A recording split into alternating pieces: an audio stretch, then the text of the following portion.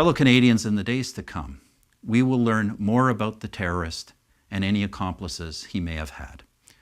But this week's events are a grim reminder that Canada is not immune to the types of terrorist attacks we have seen elsewhere around the world. The Prime Minister warned 3 years ago radical Islam was our biggest threat facing this country. It is now a reality, and Canada is under attack. And as far as JJ McCullough is concerned, we should not be surprised about what happened this week at all. Hello, JJ. Hello, Alex. You wrote about this.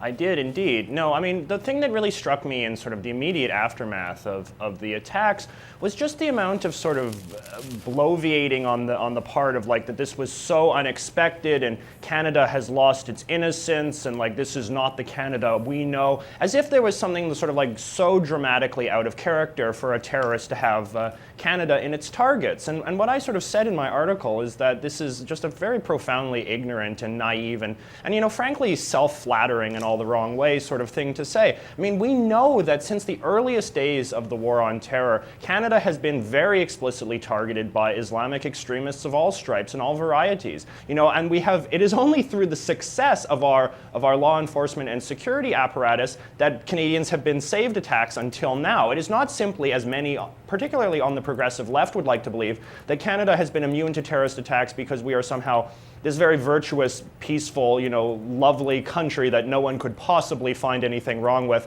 and that sort of terrorists only attack sort of nasty, controversial, warmongering, sinister countries like evil America. And thus, as long as we're sort of like the not America, you know, is the good, virtual, multicultural, peacekeeping, you know, utopia, well, no one will ever attack us. There's just zero evidence to suggest that's the case. There have been numerous threats, including the Toronto 18 plot that would have, you know, laid waste to downtown Toronto.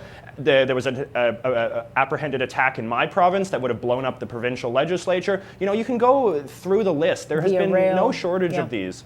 Yeah, and it's interesting because now the blame game starts, and of course it's Harper's fault because, well, his foreign policy is just so hawkish. I mean, what a jerk to stand beside those silly people in Ukraine and damn those Jews in Israel. I mean, why would you stand on that side of history?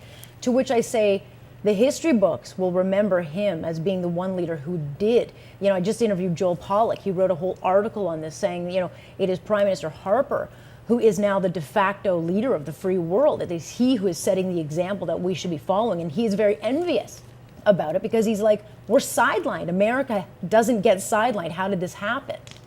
Yes, although I would be a little bit critical of playing into this narrative too much because, I mean... Look, I'm not saying the man is perfect, but I'm suggesting... policy, I mean...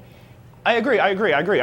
Prime Minister Harper's foreign policy is entirely defensible, but at the same time, I don't believe it's Canadian foreign policy one way or another that is provoking these attacks. No. You know, I think that Canada was under threat during the Chrétien administration. Canada will be under threat if Justin Trudeau or Thomas Mulcair or, God help us, Elizabeth May is elected Prime Minister in the next go-round. Canada will always be under attack and always be targeted by terrorists because it is not simply a matter of what we're doing with foreign policy. It is just the sort of the general ideological motive that inspires these terrorists is so antithetical to all of the values and all of the principles and everything that we stand for as a nation in the civilized West. These kind of arguments, the idea that there is like some sort of cause-effect relationship where it's like Canada or America does X, that provokes response Y, it is just not the case at all. I mean, we may recall that Osama bin Laden, when he first came on the scene, what was his big beef with America? Well, he had a big problem that America was keeping soldiers in sacred, holy Saudi Arabia. America is not keeping soldiers in Saudi Arabia anymore. That was ended during the Bush administration. But has that sort of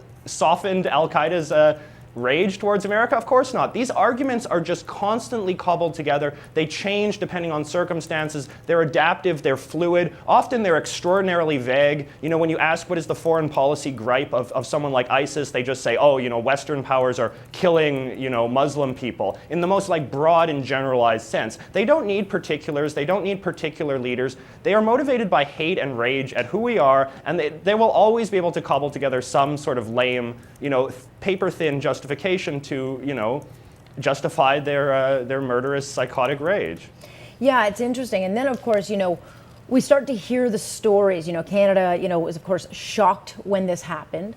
And then, you know, people unite behind the nation. And then the politics kind of starts getting in. You get the stories of what was happening behind the scenes. And now you're starting to hear like the kind of jokes of what was going on behind the scenes. Oh, the MPs took the flag poles because they were going to make spears out of them. And, Prime Minister Harper shoved in a closet, and I guess he'll come out of the closet now. And I don't understand why, anyone would kind of joke about any of this. I mean, there were 3 different parties. There were a number of MPs. There were a number of people on staff from all political stripes, probably facing the most terrifying moments of their life, not having a clue what was going on and what faced them. And I think if it were me, I don't care if it was an apple, I would have been taking anything I could to save my life.